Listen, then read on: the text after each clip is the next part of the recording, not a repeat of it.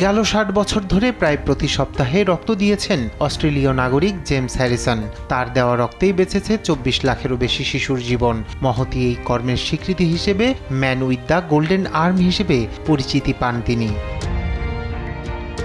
এবার সবাইকে কাঁদিয়ে না ফেরার দেশে পাড়ি জমিয়েছেন জেমস। স্থানীয় সময় রোববার মৃত্যুর খবর নিশ্চিত করে তার পরিবার। জানানো হয়, অস্ট্রেলিয়ার নিউ সাউথ ওয়েলসের একটি নার্সিং হোমে গেল ১৭ই ফেব্রুয়ারি মৃত্যু হয় জেমসের। মৃত্যুকালে তার বয়স হয়েছিল ৮৮ বছর।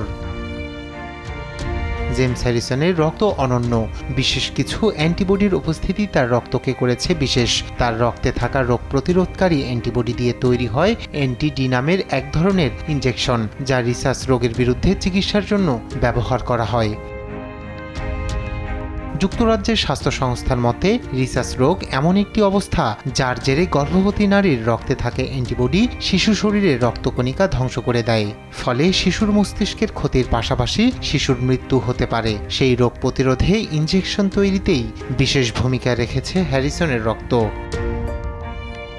১৯৩৬ সালে ২৭ ডিসেম্বর অস্ট্রেলিয়ায় জন্মগ্রহণ করেন হ্যারিসন। তার বয়স যখন ১৪ বছর, তখন তার বুকে করা হয় বড় অস্ত্রোপচার। সে সময় অন্য মানুষের রক্তে সুস্থ হয়ে ওঠেন হ্যারিসন। এরপর রক্তদাতা হওয়ার শপথ নেন তিনি। তারপর থেকে ১১৭৩ বার রক্ত দিয়েছেন জেমস।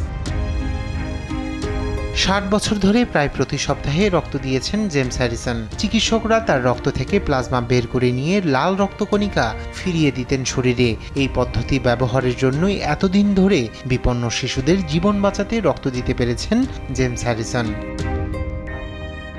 রায়হান কবির শুভ্র, নিউজ ডেস্ক, দেশ টিভি।